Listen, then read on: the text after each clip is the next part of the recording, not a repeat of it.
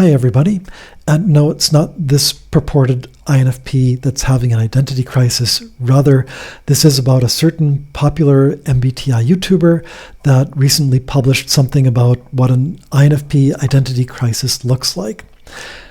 I have not had an identity crisis, as far as I know, so I had to look up what it is.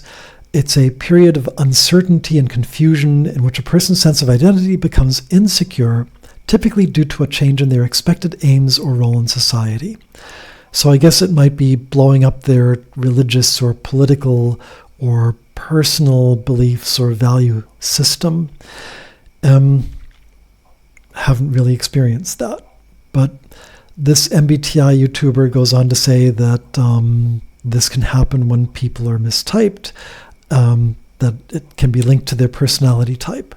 So I guess if people who are another personality type are mistyped and figure out they're an INFP, that could cause them an identity crisis, which could have terrible effects, I guess. The YouTuber goes on to claim that INFPs are all about personal belief, their insecurity, and they're afraid of what others think of them. I think that's actually not incorrect. INFPs are concerned about what others think of them because they most of the time are on FE autopilot. And if someone comes along and says, you know what, in that social situation back there, you really screwed up and everyone now thinks you're a jerk, it's a real kick in the pants to something that INFPs don't pay attention to. So, yeah, it's kind of right. But then the MBTI YouTuber talks about INFPs being sensitive to feelings of powerlessness that drive them to gain power and authority, especially in secret within their life. So they seek power and authority in secret. So secret power and secret authority. Yeah, what do you think about that? I think that doesn't hold water. I just don't see people talking about their secret powers. The power behind the throne is the INFP. Okay. They have to have, that is, INFPs have to have a stringent principle or belief system in place from which their identity is derived. Maybe that's true, but I think personally I end up pulling down castles built on sand a lot of the time. I do stuff to my own thoughts and ideas that are similar to what I'm doing to this set of claims. They need to withstand scrutiny, and it does not. It needs to withstand feeling, scrutiny, and logic comes in the service of feeling. So anyway, is this important enough to talk about? Yes. Therefore, do I need to scrutinize it? Yes. Does it then hold water? You decide. So,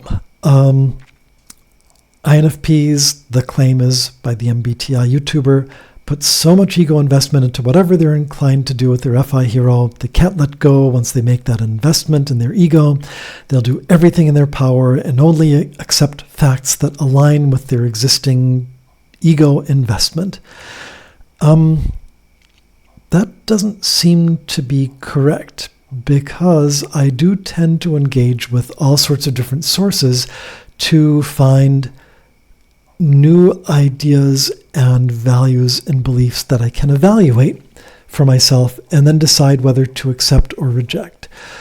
It's not really a belief system that's being built up that I can verbalize, but it's that interest of saying, what do people across the political spectrum see? What are their perspectives? And what can I gain from that that's interesting to me?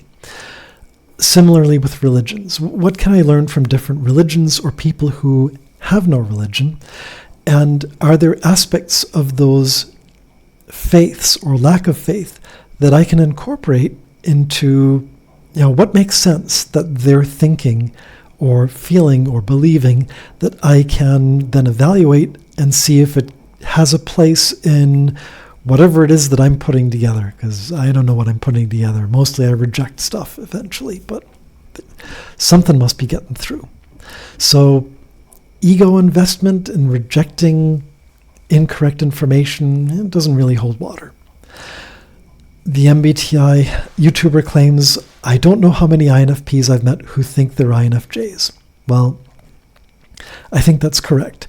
He doesn't know how many INFPs he's met who think they're INFJs. Statistically speaking, the sample size is too small to draw any firm conclusions, but 1 out of 8 people identified as INFPs thought he was an INFJ.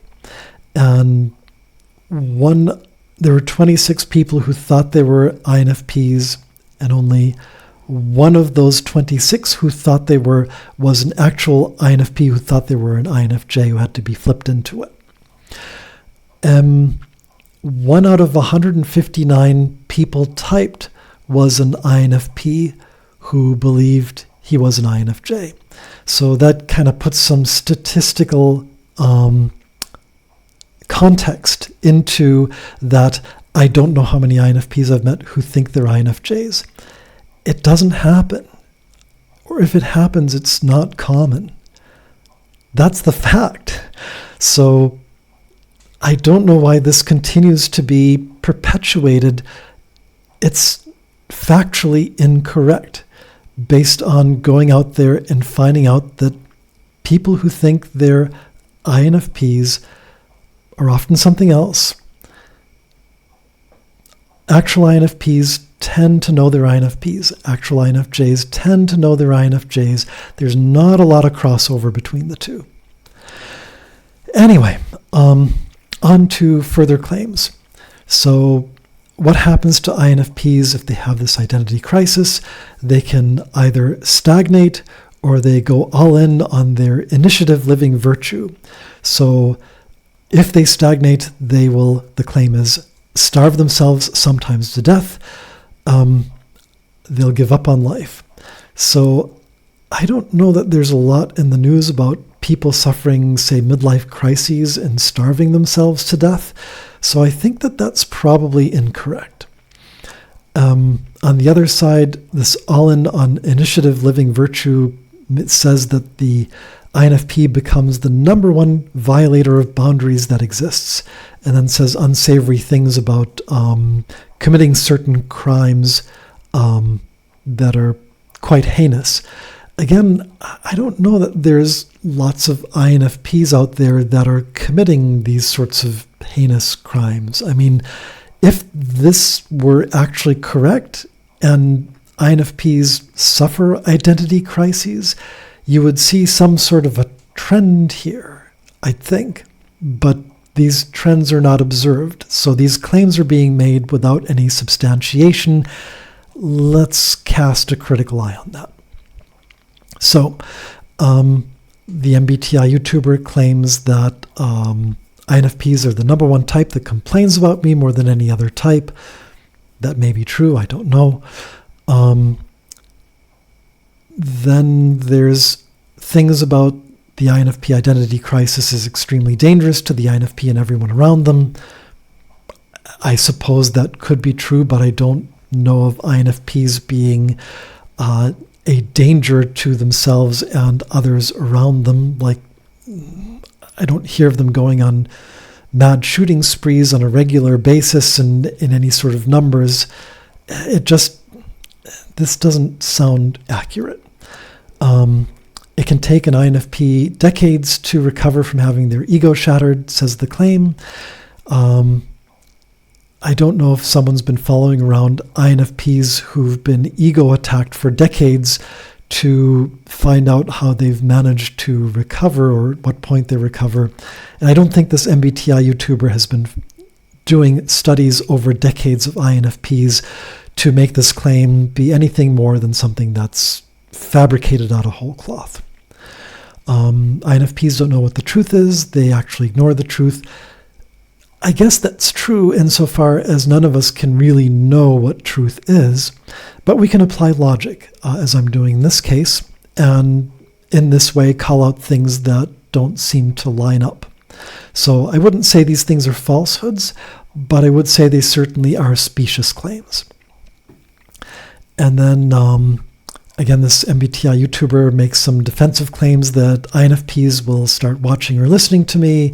They'll get educated, then they can't take it, then they'll complain about me, then they'll reflect on that ego investment, they'll leave for 6 months, then they'll realize I was right, and then they become a loyal follower indefinitely. I would say my trajectory has been somewhat different, and that is that I watched and listened to this MBTI YouTuber insofar as there was a high enough signal to noise ratio to make it worth listening until such a time that there wasn't really much else worth learning, and I was just not getting any value out of sitting down for 90 or 120 minutes for these long rambles. So at that point I stopped watching that stuff, and I never had my ego shattered. I'd never had an identity crisis from this. I think there were a lot of incorrect claims, but I just set those aside because I was looking for stuff that was useful, and there was some useful stuff, so that was nice. So I don't know that this being critical of this particular MBTI YouTuber is to showcase that don't believe everything you are told, but scrutinize and consider the statements that are being made for correctness. And so I would say I'm a failure in that I have not become an indefinite loyal follower of this MBTI YouTuber. But then, of course, there's also the fact that I may not be an INFP, particularly in this YouTuber's eyes. I may be some other personality type. So, truth be told, I'm somewhat ambivalent over the whole thing, other than this is an interesting exercise to walk through why it's important to cast a critical eye on what claims people in the MBTI community are making. And with that, I will bid you all a good morning, afternoon, and good night.